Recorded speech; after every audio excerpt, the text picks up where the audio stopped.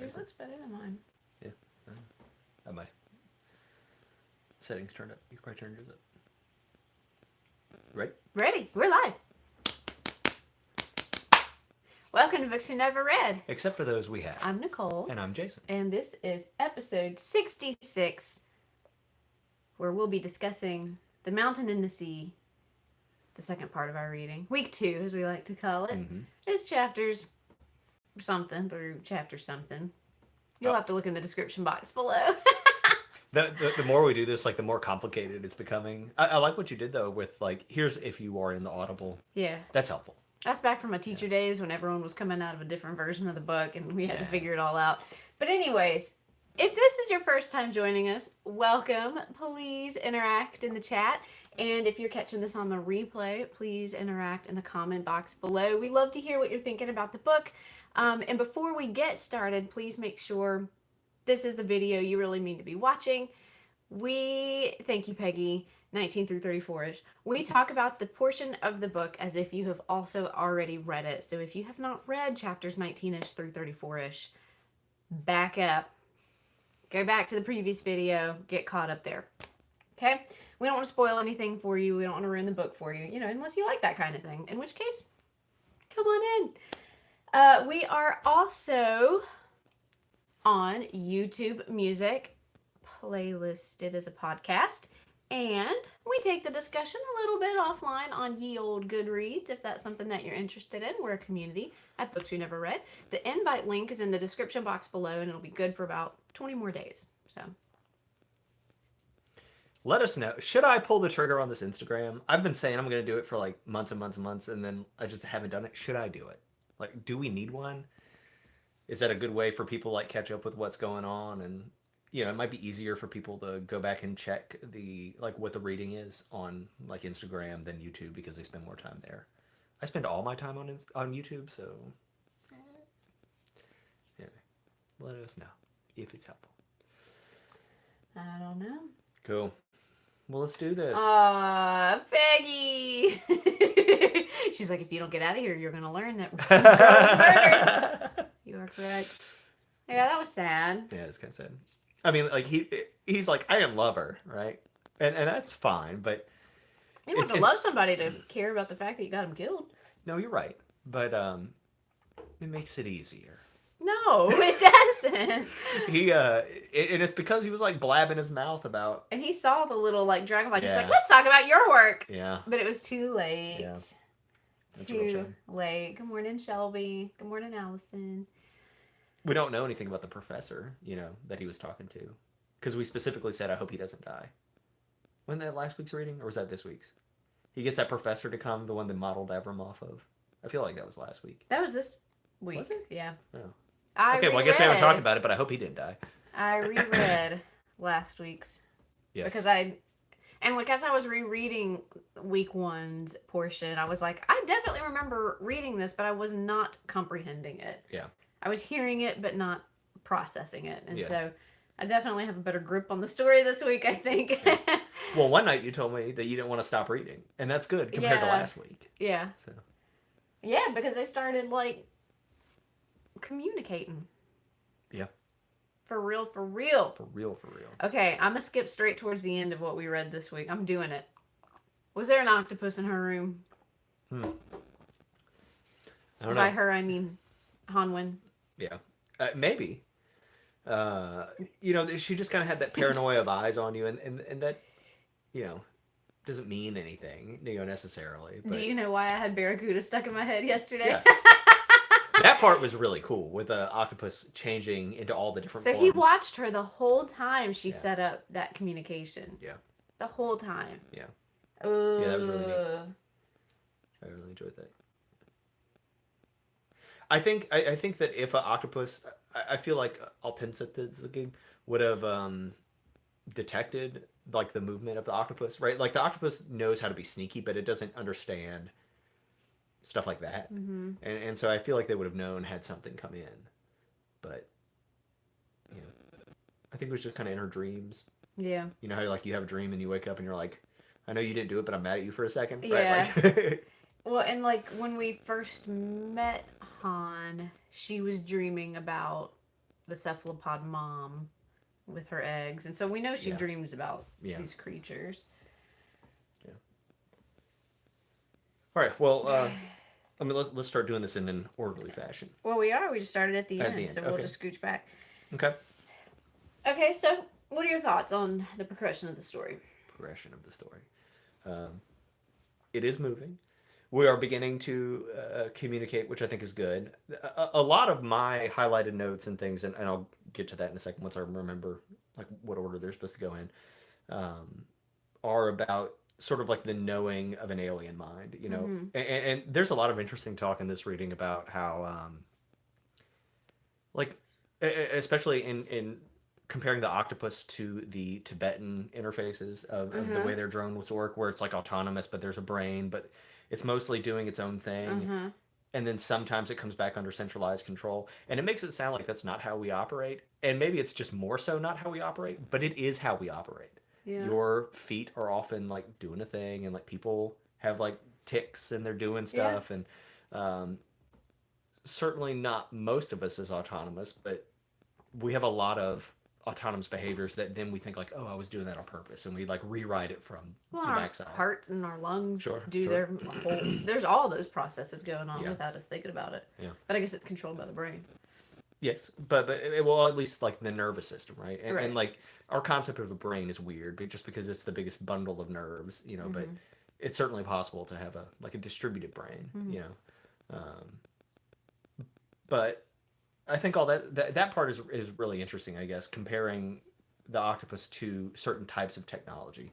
And then talking about how like a universal translator would not work because they are just so different and they have senses that we don't have and all that. And I've just been spending a lot of time this week thinking about those parts. Yeah.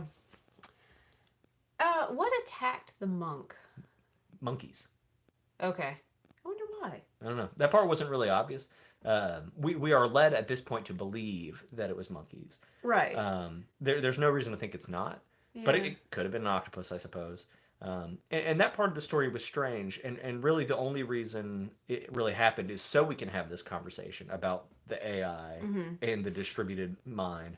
Right. But also because it again showed us a little bit of the different types of consciousness that could exist, right? Between Evram and the auto monks, and then even between like the drone pilots. But otherwise, it was kind of a weird situation. Yeah, a lot of talk about different types of consciousness and what constitutes consciousness. And like with Evram, he can ask, am I conscious? And then answer himself, yes, I think I am. Yeah. But that's not enough? Question mark? Gotcha. You know, so yeah, like that part was almost the end of the reading, right? Where we see her interview, Dr. Chan, and the interviewer is an android AI. of some kind, yeah. So that was kind of neat, but she goes, yep. But that's actually really interesting, right? You know, because she says we didn't create consciousness. All we know for sure is that we have created something that can pass the final Turing test. Yeah. And that is true, right? And you could, and unfortunately, this is like a problem with like the philosophy of knowing, right? Is that epistemology? Is that what that is? Like how we know things? I think that's what it is. Yeah. Yeah. But like this is a problem, right? I don't know that you know anything. Yeah, you shouldn't assume. I can know that you can do this thing, and then I can assume from there, right? But like you cannot know another mind, and there's a lot of things that we just can't know, you know. But we have. So for example, we don't know that a star exists 2 million light years away, but we know that there is detectable light coming from that direction, and then we can assume that there is a star. But like there could be a world where the light starts an inch from your eyes and it just fools you or whatever, right? Like it's about how does the evidence add up to true knowing or whatever. And so we know that he can pass a Turing test. That's it. And what's really interesting, I think, to me is that, oh man, okay, this is getting into one of my notes. You can talk about that part for a second while I find it. So, Evram and consciousness and knowing. We know he's getting frustrated. We know, he mentioned, like, at the beginning of the novel, that Altansateg is getting on his nerves. He's upset after that interview, after he sees that interview, and he says, I don't need to pretend to go to sleep in my room anymore. I'm just gonna stay up, and like Yeah. he shows frustration, and he shows Yeah. he wants to be human. Mm-hmm. I think. So this also reminded me, the monkeys thing reminded me of something else. You know, at the beginning of the novel, he asked Han, "What do you feel when you see the monkeys? Do you feel like it's just Right, like a a degraded. messed up version of yourself?" Does he look at Han and other people as messed up versions, not perfect versions of him? I don't know. I think if anything, he sees himself as not perfect versions of them, of humans, right? I wonder. Because he does have frustration and he does have these human emotions, but here at the end of this reading, he is accepting his otherness, right? I'm going to stop pretending that I am you, Yeah. because I am not. Yeah. And he is embracing like his own self, right? Whatever Whatever that is. Can I read my note that I had found? Yeah. So this is a rather long chunk that I'm going to read you out of the interview with Dr. Chan. And it says, when a machine asks a question and answers it, fully convinced it is talking to itself, fully convinced it exists as a conscious entity, we have closed the loop. But Evram is no more a conscious entity than the auto cameras recording this interview are. Evram isn't a true simulation of a human mind. Evram is simply the most convincing fake we have ever constructed. A fake so sophisticated it has fooled itself into thinking it is real. And I highlighted that because, sure, I agree. But why does that not apply to us as well? Right.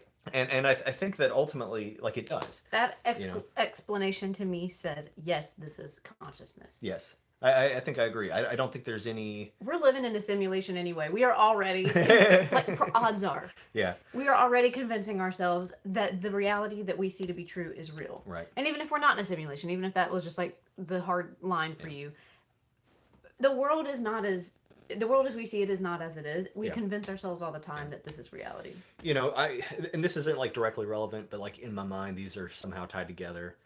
I have this idea that the word believe means to act as if, right? And like it does, but I talk about it that way whenever I talk to people about this. So for example, you don't know that angels are real in the true way of knowing. You believe it. And what does it mean to believe it? To believe it means that you act as if angels are real, right? And so if you believe that you are conscious in the way that I believe I am conscious, it means nothing more than I act as if I am conscious. How is that different from what Evram does? Right. Evram acts as if he is conscious. There's no difference there, I'm hearing this interview that Dr. Chan is doing as just a way to try to convince the general population that Evram is just a computer, just a robot or just a whatever. But he's not. I think he's conscious. What else would consciousness be? Yeah. So, but Han points out one thing that he can't do, and that's forget, right? Yes. And so, this, and we see this like motif of how memory builds us and how the ability to forget builds us as well. We see that with Evram, and in that he can't. Right. Aiko and Sun and Indra. Indra wants to forget. Soon seems to have forgotten like who he was when he was a preservist or whatever, a conservationist. Did y'all catch all that? Like all this talk of like memory and forgetting and whatever. Sure. Yeah. And, but what's interesting about that is just because you remember everything, it doesn't change like your status as far as conscious, right? It's just like a different kind of consciousness. The specific part about Evram was what happens for a being whom 20 years ago is as present as yesterday. And that's like kind of traumatic. Yeah. Forgetting is a very important part of how the human psyche works. Right. And then there's kind of like this there's not a conversation here, but there's like a conversation to be had about what about like genetic memory, right? Like we are still traumatized by snakes and things like that, even though that does keep us alive now. It's not. I mean, that's like a genetic. It's not a and memory is not the right way of talking about it, but it's the way we do talk about it, But like, what about the octopi? Like, what if their because they can like change their genetics and like regrow arms and things like Mm-hmm. that. What if they can pass on, you know, cultural memories in a way that we can't even begin to think Well, and I of? wonder if that's where we're headed with this, Hmm. because at the beginning, Hans said that they don't pass on those memories. Oh. They don't raise their young. Right, They right, right. don't. Yes, There's no culture, right. and so But she's these talking about do. Yeah. memory as culture and Yes. passing along information, Means. which made me think of Gold Star to me, uh, Children of Time, Hmm. and the spiders, and Yes. how they would Yes. Like literally pass on. literally pass all their memories and knowledge on to the next Right. generation. Yes. I miss the spiders. Yeah, that was good. That was good. But and this all, I want a gold star. I said this last week, so I'm cheating. But this reminds me of Midnight Library, right? About like how we are the the self is really just an aggregate of the past, Mm-hmm. and that's what the memory is about. You know, what is a self when the past is all present Mm-hmm. for all purposes? You know, or what is the self when the past is missing? You know, when you don't remember anymore. Mm-hmm. You know, this happens with people with like dissociation, or Mm-hmm. you know, on occasion you'll hear of these like dissociative fugues where people will lose their memory and show up in a different town and have a whole different life, and like who are they? Mm-hmm. You know. So speaking of that, there's this like motif about how memory and how that builds us, but then there's also, it's like parallels. It's following Dr. Chan, and it's following Han, and it's following the guys on the ship, the two selves. Like Hmm. all of them at some point have mentioned that they don't feel today like they are the same person that they were before. Hmm. Um, Aiko talks about that, like who he was before versus who he is now Hmm. on the ship. Han talks about it too, but Evram can't do that. He's always just himself. Yeah. So this makes me think of something that like I teach a lot, but uh, we talk sometimes in the programs that are run about shame, Mm-hmm. because shame is different from guilt, and that shame is a statement about the self, right? I am a loser instead of I lost, right? Like, or I could have done better or whatever. That's more of a guilt statement, but shame is a statement about yourself, right? I am a loser. Um, and at what point, and so shame is helpful in a certain place, because if you're like, I am a thief, you could say to yourself, well, I don't want to be that. So I'm going to start being different. And then at what point are you different? At Mm-hmm. what point, because shame is unhealthy if that is not who you are, right? If I was like, I am a thief and I am not, and I Mm-hmm. beat myself up about it all the time, that's not good. Right. But at what point are you a different thing, or at what point are you a different person? Um, you know, and I don't know the answer to that. Um, And why are we exploring this so hard? And um, this concept of the two selves keeps coming up. yeah. But I don't know how, like, what role is this playing with the octopus? Mhm. I don't think it necessarily has to play a role, because this book, while about like ecology and stuff like that, is really about different types of minds, and Mm. I think it's really going to be more about Evram. Mm-hmm. These conversations. Number one, I don't think Evram's going to make it out of this. I think he Mm. dies, um, just because. This last reading with him made me really sad. Yeah, he was. It's like, I really care about Evram. Hmm. They. For some reason, talking about this makes me think of, there was a quote in, I think, Dr. Chan's book about how we don't fear the end of the world, just the end of the Mm-hmm. world as we know it. And I really liked that, because I think that's true, you know. Mm-hmm. Oh, Um, for sure. like if it was all over and I don't get to be there, then like whatever. We can't even comprehend the end of the world. Right. We can't comprehend that at all. But we are afraid of what happens when we're not the bigwigs anymore. Sure. Which brings us to the other part of Dr. Chan's interview, where she kind of has this like Freudian concept of, we're afraid of other minds because we have this guilt, And we want them to destroy and us. and like we want them to destroy us. And I get the theory here, but it's too Freudian. And while Freud had value, he applied it to literally everything, and it's too much. Mm-hmm.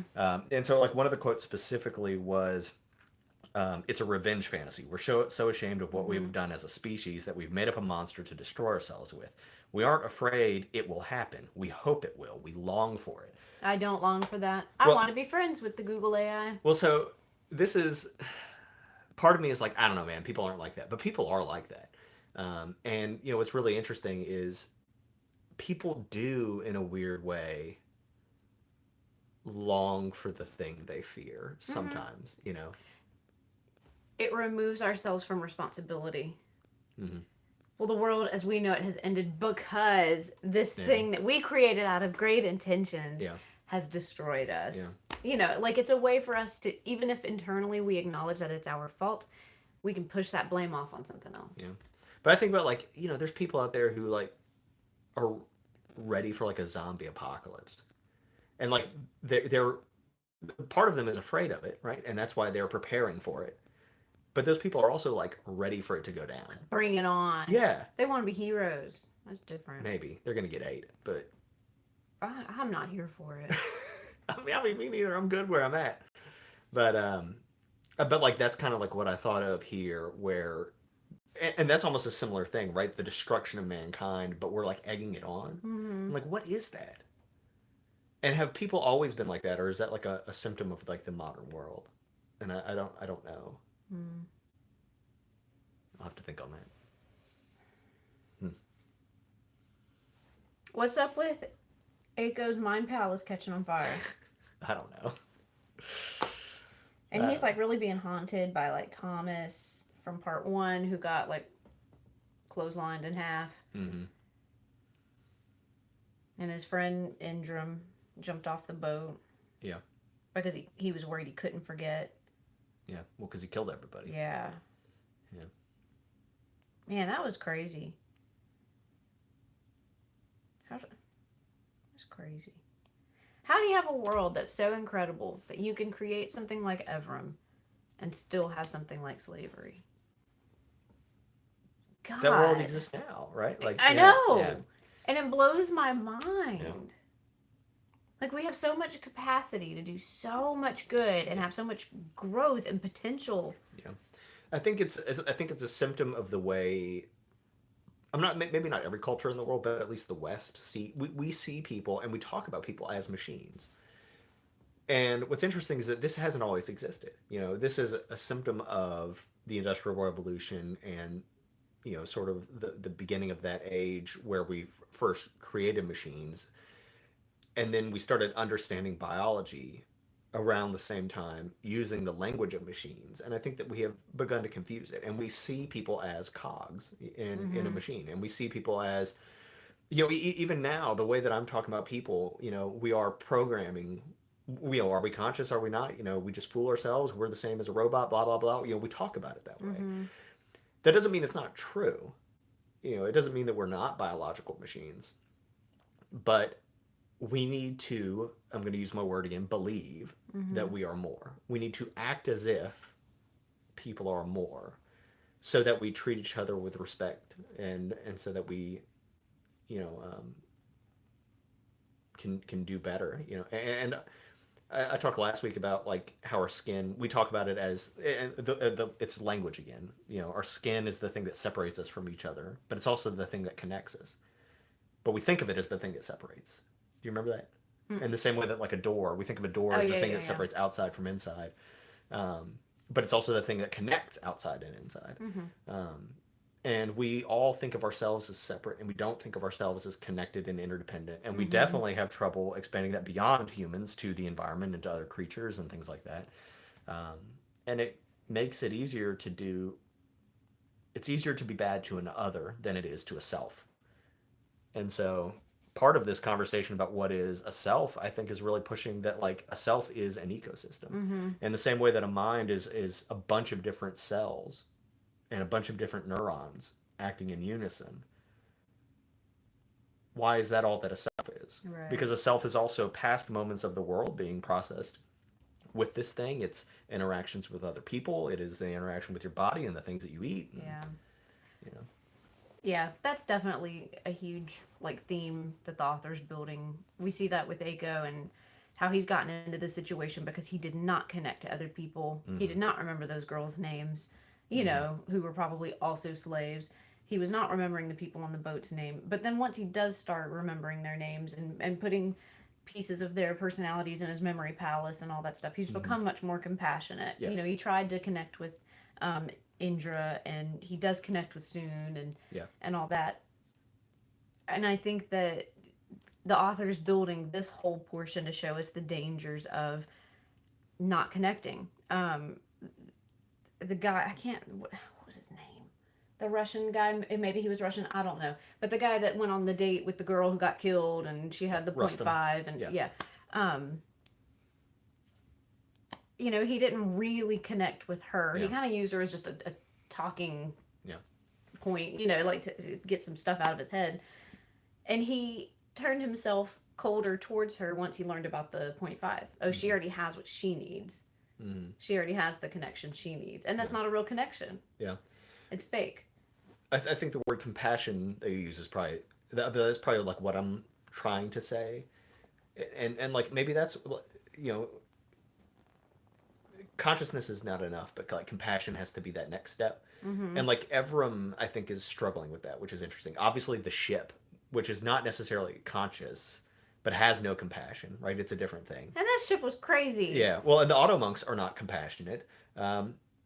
Even Altensitig is somewhat compassionate, you know, but maybe compassion not only for the self, but being able to look at another being and to be able to take what it feels and put it into yourself, right? That transfer is part of what I think we consider of the making of a consciousness.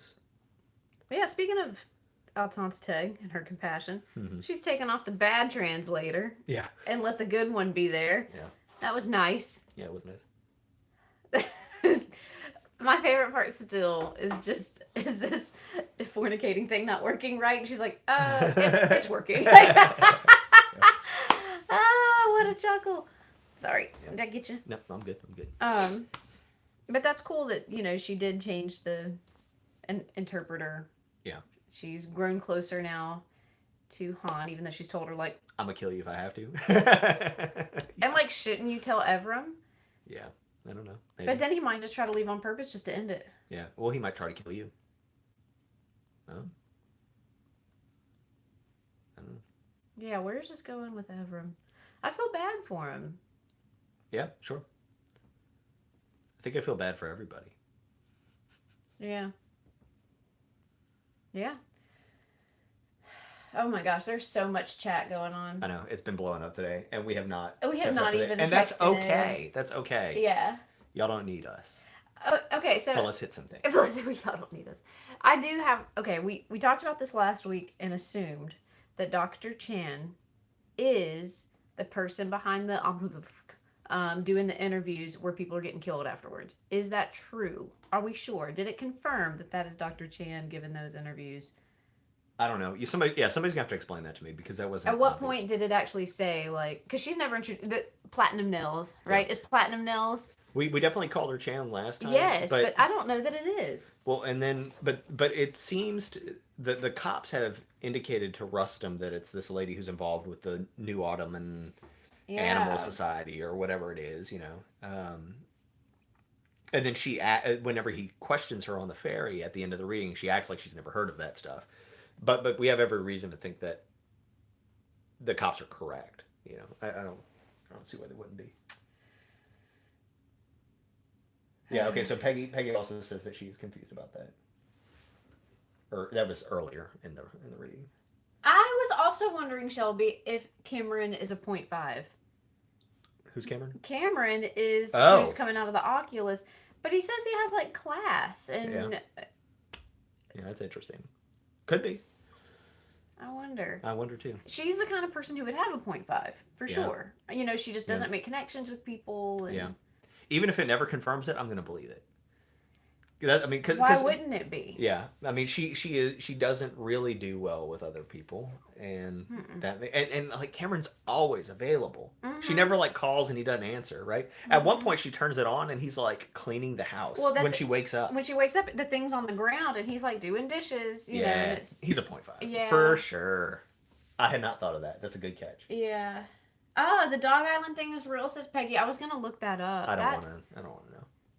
We do all kinds of dumb stuff like that.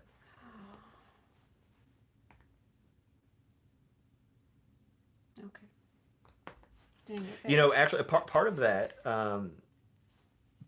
reading was kind of interesting too, just about like the continuation of a thing, and maybe not a self, but like of a thing.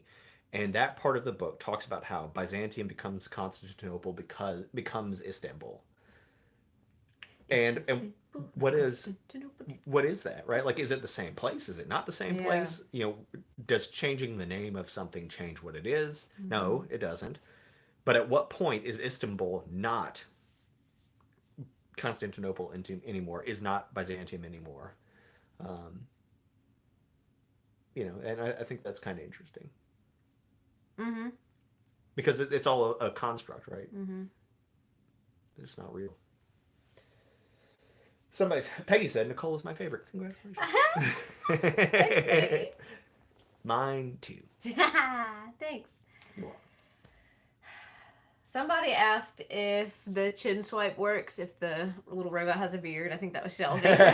She's I need to know more. That's very funny. Man. Yeah, there's just a lot of Oh, okay, yeah. there's a lot of questions that I have. Like, just, how are these three storylines gonna come together? Mm-hmm. Or not necessarily come together. Like, maybe they won't all see each other, but like, Yeah. we're seeing the same themes or motifs kind of popping up in the storylines. Just loneliness and past and present and memory and Yeah. compassion. We see we see Han struggling with how she feels towards Evram. She feels bad for him at first, and then she sees him as a competitor. Right. Like, she wants to discover all the things, but he never has to sleep. Mm-hmm. She has to force herself to go to sleep with pills. Right. Also, there was a comment that those pills weren't supposed to have side effects, but she's having a hard time waking up from them. Somebody is dosing Interesting. Han Maybe. so that she sleeps heavy and doesn't wake up when the octopus is climbing around her room. Yeah. They're too smart. We need to give them... They need to be voting already. I don't want to mess with it. I'm scared. Peggy... Sorry, I lost it. Let me find it again. Are we sure they're happening at the same time? Okay, here we go. Yeah, so number one, we're not necessarily sure that everything is happening at the same time. I still would not be shocked to find out that Aiko is on the boat they blew up earlier. Okay. Right, like that just could happen. Right. There is... We seem to think that Rustum is generally in the same time as as Ha and everybody else. Right. Because Evram is on the island at the time that Rustum is doing his stuff. You know, and so and there he's seems already to be... talked to the guy who is the mind that helped create Evram's mind. And you know what's really interesting, I guess, also about Aiko's story is that like almost time stands still. There's a part of the book about like what happens when... It might be in Aiko's story, but like what happens when like nothing changes? You know, what happens to a self when there's no challenges and it's the same thing day in and day out and day in and day out. And the only things that really mark time for us, obviously there's days and nights and they go to sleep and they work, but it's the same thing every day, except for when they go to the factory ship and when they have the mutiny. You know, things are starting to change and time is starting to progress, but they were kind of stuck. Yeah. Which was like a bad place for them to be. But so what I wanted to say a second ago was there's so much chat, it keeps moving. Oh no, I was in the right place.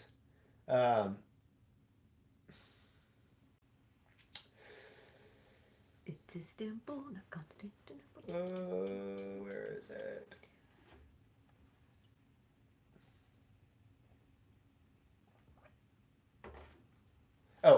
Peggy says that a couple times in Dr. Chan's book, She says that humans will do what we're capable of, and that's why we need boundaries and things like that. And that's absolutely true. Mm-hmm. And that is one of the big concerns is that, or that I have about technology is that, like, how do we know where to stop, you know? Mm-hmm. And so, like, famously in the last several months, ChatGPT has come out saying things like, okay, we need to start figuring out like what we're doing here, because we're just making stuff at this We've point. already made AI dumber. We've made it dumber. Yeah, it's already happened. Like the Mhm. way Just our from like what we our taught Chat it. GPT and our AI, because there's so much like fake news Yeah. and just false information that we keep putting out there. Mhm. That's what it's using to generate Yeah. answers to questions. Mhm. So it started knowing all the correct things, Mm. having loaded the best information into it, Mm. and already we have made it dumb. And it daydreams more. It makes up things that aren't real Mhm. more. Interesting. We've ruined it. We're so dumb. We have so much potential and so much like creativity, but we so stupid. The playlist for this book is hilarious. Explain, Peggy. Yeah. What does that mean?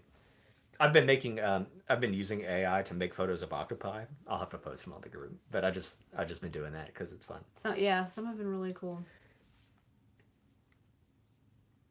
What do you think? How do you think the octopi will respond to the message that Han left? Yeah. What corrections do you think Evra made to the message? He just added He made the it background. multi-level, Yeah. but how did it change Yeah, I the don't know. message? What if Evram starts talking to them like in He's a gonna way? pick it up immediately, He's right? gonna be like, let's get rid of all these. Yeah, maybe. He's gonna go live with them. He could just walk into the water and hang Yeah. out with the octopi. Yeah, you're right. What? Okay, the part where they got to see the octopus telling the poem, song, orchestral event. Do you know what I'm talking about? That was crazy. What? There was like an octopus that like Oh yeah. sang a symphony. Right. It was just Visually. flashing and they call him But it was like shape a singer or whatever now. Yeah. Golly. Yeah, that part's really cool. That part was cool. Octopus are so scary. Let's see. The octopi are going to sharpen all those bottles and raid the hotel. Yeah, Shelby, that's really what's going to happen.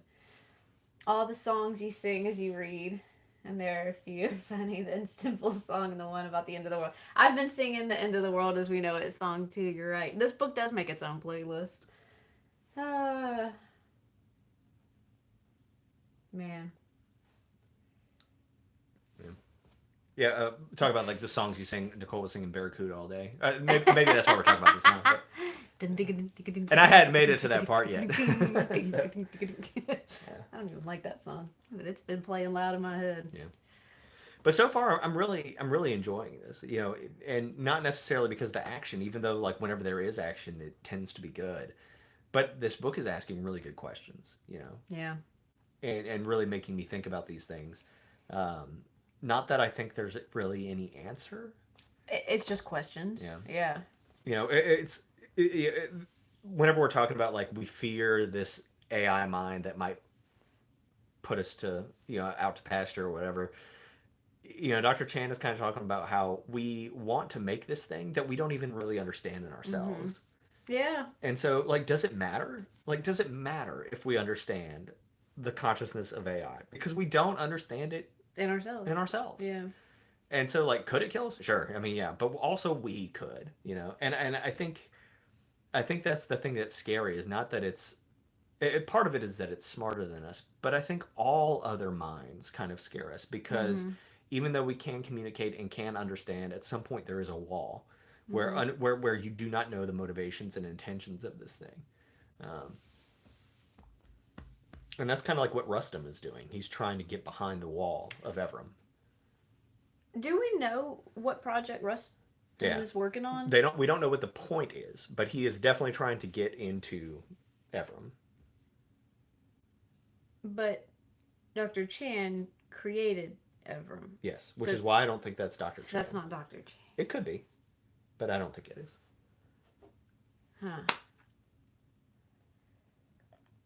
Who doesn't love heart? Sorry, Peggy. I don't. Oh, really? It just got on my nerves as a kid, and I never came to appreciate it. But that doesn't mean in like the next 2 weeks I won't change my mind. So Fair enough. just hang on. Next time we go to the zoo, I'm gonna spend way too much time watching the octopi. Shelby, they're crazy. They're so smart. Just sign language to it. So. Mm-hmm. Yeah. The whole we're worried about what will destroy us or what will like bump us off the being the top big thing or whatever. Yeah, we have no more right to this planet than any other thing on the planet or off the planet for that matter. Sure. And that sucks. But we just think that we want it more. We love it more. We like what we've created and we want to be here for it and we like existence. Yeah. There's nothing wrong with wanting to exist and there's nothing wrong with wanting to thrive. But yeah, I do think there's a problem generally with thinking that we have the right to anything. Mm-hmm. And whenever you think you have the right to something, you act as if it is already yours. Mm-hmm. And then you do dumb stuff. You believe. Yeah, you act as you if. act as if. And I do think that's a bit of a problem. And I think that's something like the world is so cool. I would never want to live in another time. But we're starting to think about the effects of all those things. But in changing the way that we interact with the world, we're also changing the way that we're expecting other people to follow our example, and that's not necessarily fair to them either. Yeah. But then you have to balance all these things. Yeah. Yeah. Peggy made a comment about she passed some octopi, I guess, at the market, and she got way too loud with her sadness, and her vegetarian friend was thrilled. I am at all times about 2 steps away from being a vegetarian. I've got some issues with eating the meat. I need the meat. I need the protein. I don't know what else to do. But if I think about it too much, I really get kind of conflicted about it. And reading stuff like this kind of pushes me to like only being 1 step away from being a vegetarian. I don't know. I don't know what the solution is. What right do we have to be eating other minds? Things that are alive. And I don't disagree that there is like a good ethical argument to be made for where do you being draw a the vegetarian. line for? But the idea is in saying what right. And what right do I have to eat meat, right? I think it's just like the wrong way to think about it. Like it's not about that, right? And I don't mean that to sound insensitive Well, because like I do. If I didn't eat them, a lot of them would, right, yeah. Or so let's flip it around, right? And this may not be cool, but what right does something have to not be eaten? Right, but I think because we can think and we can take into consideration what these other entities are conscious of and thinking. Sure. We want to like live and thrive and do our thing. And so we actively take that away from other entities. Yeah. And like, okay, so I'm eating a shrimp. How many hopes for the future does a shrimp have? Probably not much. But what about an octopus? Sure. Yeah. I mean, there's definitely we at least in our society don't eat dogs and cats and dolphins and but we eat other things. Yeah. I mean, like those are all important things that I think we need to grapple with. The good news is I think that we are heading towards a solution, and we're just going to start growing meat in vats, and it's going to taste just fine. Mm-hmm. But then it's like, okay, you've done that. What do you do with all the cows? Like, what do you do with them? Yeah. Like, well, and at that point, populations kind of regulate themselves, right? Things will get overpopulated. Things will die out because there's no food source for them. Yeah. Like it'll play its own little role. So you've got all these cows, right? And we're not eating them anymore. So and let's say we're not like castrating them or anything because we've decided that's not okay. Mm-hmm. So you got all these cows, and then the cow population overpopulates. Mm-hmm. So now they're going to starve themselves mm-hmm. because they've made too many cows in this area. Mm-hmm. Do you let them all die? I know, isn't that horrible? I mean, what do you? I know, and it's the same argument that people have about like saving the pandas or like saving the whatevers. Yeah. They're like, obviously, it's time for the species to fizzle out or whatever, and we're like, no, but we gotta save the pandas. Yeah. The idea that every species should survive in perpetuity speaks to our own anxieties, right? Yes, because we want to survive. That being said, I want to save polar bears and pandas, right? Like right. I'm on board. But my point is, I think. Oh, we're gonna be in a zoo one day. They're gonna be like, there's only like 500 left in the world, and so we've got them here. They're safe. We feed them daily. We give them exercise. This is like Childhood's End. Right, where the aliens kind of like take the guy and they have like a zoo on their own planet, and they're like, I was gonna say there's an episode of Orville that's like that. But so my point is, I think we should absolutely. I think a lot of these things we have to do on like gut feeling, and we have to make these decisions with compassion about like, do you eat something? Do you like at what point do you call a population for the good of the population? You know, like sacrifice some for the many or whatever. Like these are decisions that we have to make with compassion because we cannot make them with logic. Like you absolutely can, right? It is healthier for a species in general to have fewer of these things in this given area, whatever. You can do that. But whether or not it is right is not a logical decision. And I think that bothers us because we don't like we look at these ethical decisions and we think, what if I've made the wrong choice? And the answer is you have. Yeah. There's no right choice there. Right. You have but so not that you have made the wrong choice, but that you have made a choice and you just have to make the choice that you can live with. Yeah. You know? Oh boy. Where is this book going? What ending are we seeing? I have no idea. Coming up. I don't even know what this book is about. Like if Yeah. someone were to ask me, I'd be like, it's a language, octopus, AI, minds. But I don't know. Yeah. Okay, so before we go, again, can we talk about the boat? Yeah. That boat was like, oh, it's a mutiny.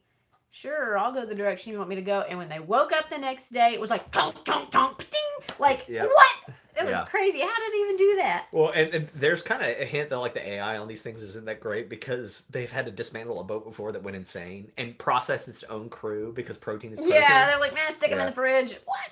The boat, I think, is really interesting. Very interesting. It's really interesting. dangerous. Yeah. It created a gun out of nowhere and shot that dude. No, I mean, it had a gun because it used it to fight off the Alaskan pirates. Crazy. Yeah. Crazy. It's also I a don't like it. recoilless gun, which I think is kind of interesting. I'm not sure that we have those, but That mean there's no kickback on it? yeah. I just think that's neat. Yeah, so where's the force come from? Or where's the force go? Just all goes into that bullet. I don't know. Ba-ding, ba-ding. Wild. Yeah. There's just so much going on in this book. Is this a world you would want to live in? Man, no. There is no part that has been described yet where I'm like, oh, that's the good spot, right? Like so far, it seems like Istanbul is like kind of cool, but like I don't know, man. So Istanbul is a place where because of talking about like what is the ethical thing about decision making wherever, because of what they did to the dogs that time, and because of like some kind of ancestral like system that they had before all that, they now like just let dogs and cats run loose in their city, which as somebody who has dogs and cats loose in my city, I'm not really here for. Yeah. But like, then what do you do about that? So Yeah, it's no good. We've got some new cats under the house. the problem is, especially like with a population that cannot regulate itself, and I'm including humans in this. When there is enough food, you will keep going until like food is what limits a population. Right. And if you look at the Industrial Revolution, the human population for hundreds of thousands of years was more or less the same until we invented, threshing machines and the ability to process food, and then it exploded. And the same thing happens with the population of domesticated cats and dogs and stuff like that. If there's enough food, they're going to keep going until you have filled that like ecological niche or whatever. And then if you feel bad for those things because they're starving, so you feed them, you are literally just continuing that process. And I don't know what the answer is there, but I don't have to know what the answer is, so that's okay. Yeah, we just ask questions. Yeah, I just have a book club. Speaking of, is there a sequel to this book? I don't know. I don't think so. This is relatively new, I think. The Mountain in the Sea. So what's the mountain? What's the sea? Is this a metaphor? Yeah, I don't know. Maybe. Probably. What does it mean? I don't know. Like a mountain is a thing that you ascend, right? We think of consciousness as ascending. We think of like wise men living on the top of a mountain, and you climb a mountain for enlightenment. I think it's probably that somehow. An island is also a mountain in the sea. So.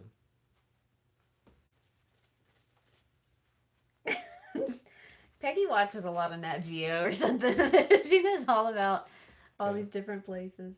Well, and so like talk about like just different places or whatever. There's some kind of like deer that is not indigenous to Hawaii, right? Isn't that true?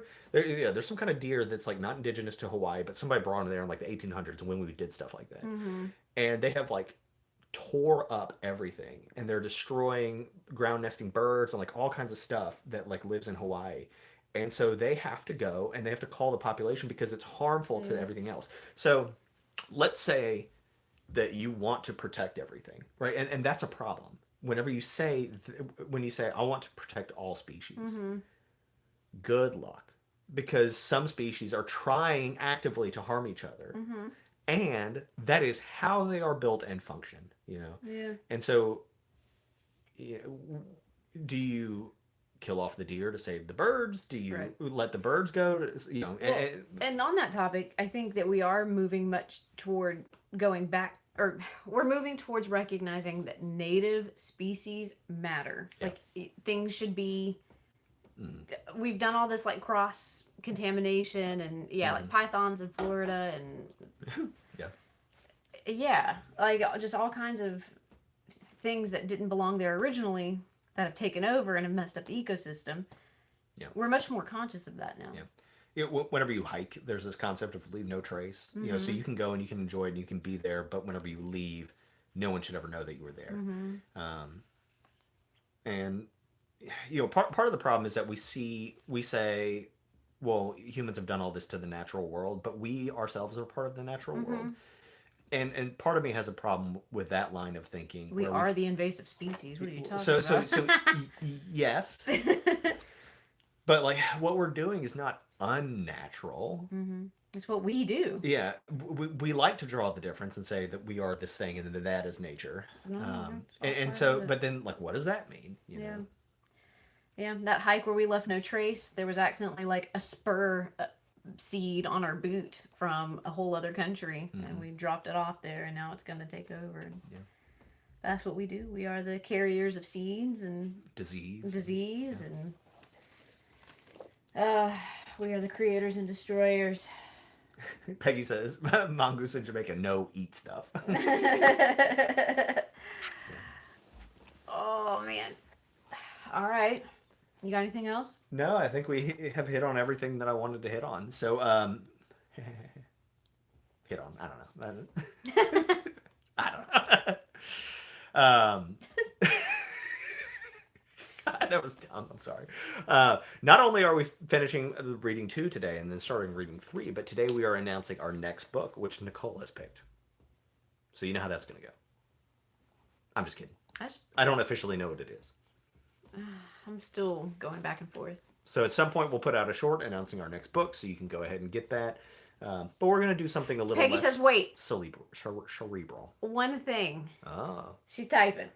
She says, stand by. Yeah, what do y'all want to read? I might not take it into consideration for this next one, but I will for the next one.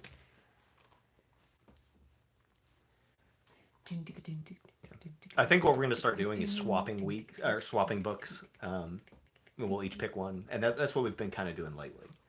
So we reserve the right to change our minds at any time. I get Heart and. You get Heart and it's Who do I get mixed up? It's everybody does it. It's, it's Heart and. Well, Heart is a woman, right? There's another band that I always think is a woman. Yeah. No, everybody does it, and I can't think of now what the other one crazy. is. It's fine. Okay, Peggy says the blurb about vision. People all have different brains. Our brains tell our eyes what we see. How come when we see things, we all see the same stuff? Yeah. Well, we don't.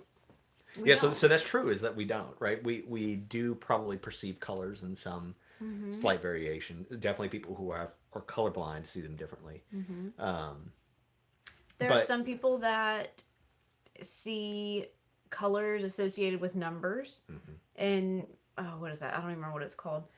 I mean, so we typically have the same brain construction as each other. That's what makes, like, Homo sapien or human or whatever. So it makes sense that we would typically interpret things similarly. But, like... and not just about vision, but like about how our brain interprets the data it receives.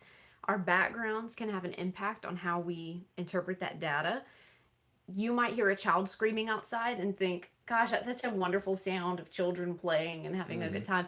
I think, oh my God, there's a child in danger. And then I'm mad at a parent for letting their kids just scream like crazy because our backgrounds are different. You came from a home where screaming and having fun like that was okay. Yeah. And I came from a place where screaming meant stranger danger, someone's out to get you or you're being attacked. Yeah. So, you know, we have this brain that hears similar things and sees or interprets hearing things, interprets sounds, and interprets sights, all the senses similarly. But there are some little differences in there, like cilantro, right? Like to me, it's amazing, and to you, it tastes like soap, like whatever. Sure. Yeah. Yeah. There are some things that are indescribable, right? So, for example, we can describe the structure of something, right? It has 2 arms and 2 legs, or whatever, and then we can be like, all right, we're definitely seeing the same thing. We struggle with color, and we struggle with taste. We struggle with like other senses, right? Because something has a length and a width and all that, and you know, we understand generally what an arm is like. But what if I told you, Nicole has 2 arms and 2 legs, and I see you the way I see you, but like to somebody else, you look like a Lego person. And so I'm like, Nicole has 2 arms and 2 legs, and it looks at you and it says, all right, 2 arms, 2 legs, but those arms look different. You know what I mean? Like, and you could probably still describe it, right? You'd be like, her feet are flat, and her hands look like little cups or whatever, right? Like, I don't know, but you know, but once we start going down that road of how do we know we're all perceiving the same thing, at that point, how do you know there's even another person? Yeah. You know, like at that point, I'm going all the way. Yeah. Yeah. And I guess also, like, you can think of it in terms of, like, when you describe me or whatever, you see something that you like. And other people look at me and they're like, that is not what I like. Yeah. You know, we see very similar things just because our brains are constructed in the same manner. Yeah. But preference and to what extreme we notice things and how sensitive our eyes are and sense of smell and all that, that's all a little bit different. But then in communicating with an octopus, right? Like, you know, if its world is primarily, let's say, tactile, right? Like it perceives through touch, which is kind of what I would expect of an octopus, even though their language seems to be visual. But like, it's not auditory. And so what happens when I ask an octopus to describe Nicole, and it gives me a series of feels, right, of what it feels like, and I'm like, what are you even That talking means that an about? octopus is like touched all up on me. Yes, it does. I don't want it. Well, that's what we're doing. So, This is reminding me a lot of Sir Francis Bacon talked about how there's things that interfere with us seeing or interpreting data in the world with pure logic without our own sensory experience getting in the way. And it was like it was called the 4 idols, like the idols of the marketplace and the idols of the tribe and all these things. But it's kind of interesting, and I oversimplify everything like that, of course, because I'm simple. But there is raw data, right. But then there is a mind interpreting that data, Right. and so it changes. Right. And like, why is it important to us, especially in Western culture, that we be able to interact with something with pure logic instead of from a point of our own, like, subjectivity, you know? And that's something that you see that's a bit different in like Eastern societies, or at least in like Buddhism and Hinduism and things like that, like the concepts of nirvana and enlightenment and all these different things. The idea is to understand it subjectively as yourself, in a way that is not transferable to other people, because it is subjective, and it's not based on like a logic that I can be like, here's the data, now you have the data, you know. Why do we certainly logic is valuable, I'm not arguing that, but like, I think sometimes that we have gone too far, you know, and we put so much value on not direct experience, you know. Yeah. Yeah, interesting. Sorry, I was kind of thinking about what you said and taking it further in my mind, but it's kind of the difference between, like, in a lot of Eastern belief systems, you know, you are part of the world, Mhm. and so you yourself becomes one with everything else as it works. Yeah. Whereas in Western, it's Right. more like Well, I think it's I am the alpha, yeah. and I Right, and that's yeah, kind of what I was talking about earlier. I think is I am separate. yeah, You know. but understanding ourselves as part. Yeah. There's problems with both ways of doing it. And I think there's obviously like a healthy middle somewhere. Yeah. Cool. Boy. We've gone for an hour. But we have a lot to say. Did we? I feel like I just talked. I'm just I kidding. don't know. I'm just kidding. But I think it helped that I reread the first part of the book. All right, Peggy, we'll check out this perception thing if I can figure it out. Yeah. We'll see what we can do. Cool. All right, well, y'all hang out and start reading the next reading and come back for our short about what we are reading next once Nicole decides what that is. I know. I don't want to commit. Because then I feel like if everyone hates it, it's my fault. Because it is. I'll give you till dinner.